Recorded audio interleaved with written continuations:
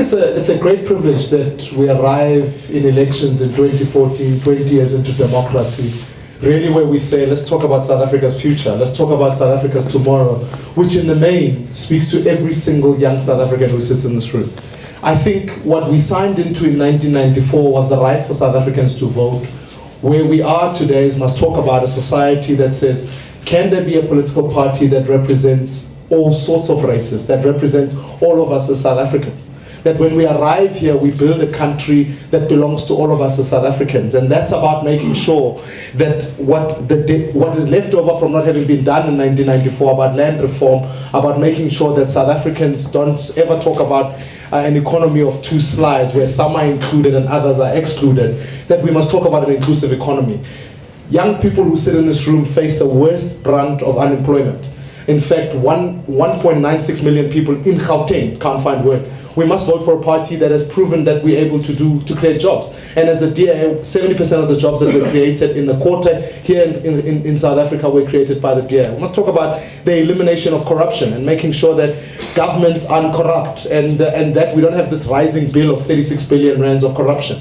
We equally so must talk about, when we talk about the future of South Africans here, it's about a decent education. It's about making sure we have a labor of young people that can enter into the workspace able to type email. That's why we talk about providing free ICT infrastructure to every high school, even here in Gauteng, and making sure that young people who qualify to get into matric can get free tertiary education.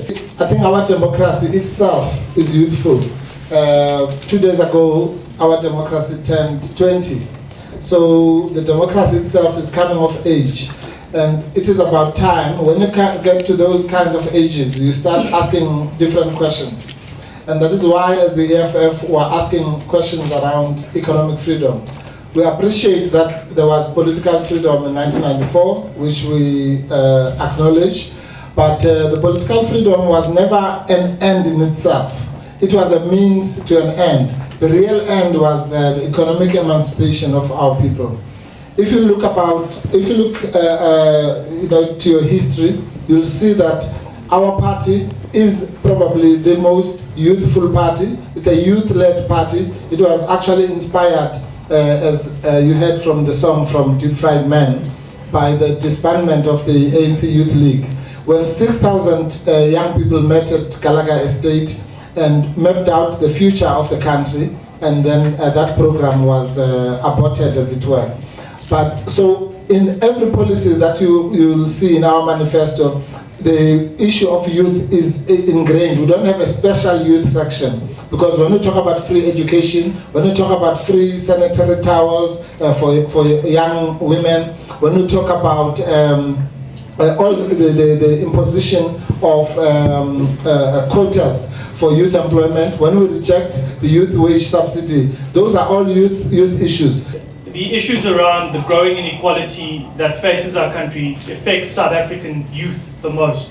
It's an issue which plagues us in our day-to-day, but it's also an issue which divides us. And Agang offers an opportunity where those divisions, that massive growing inequality, is dealt with in a meaningful way, where your leaders are accountable and they respond in a respectful way to you, where you have a voice which matters, not a voice where someone says they deserve your vote, but rather a voice that says we will walk with you, we will carry a path which respects you, but we will give voice to your concerns.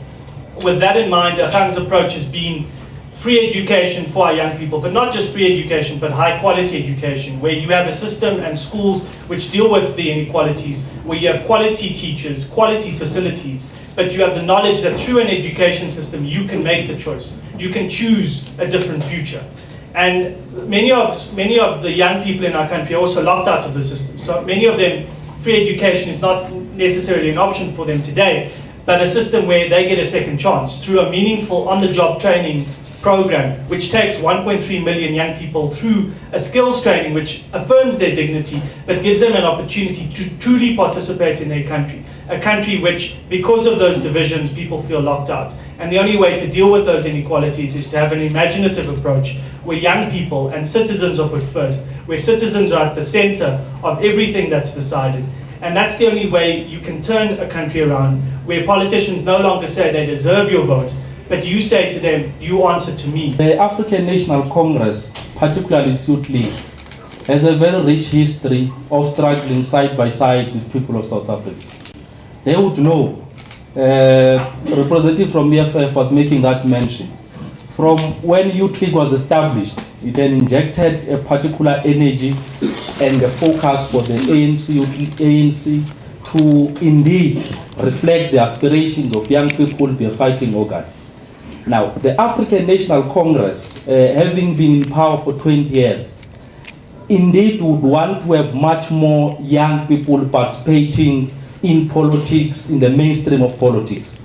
But equally, we must make unmeasurable instruments that we have.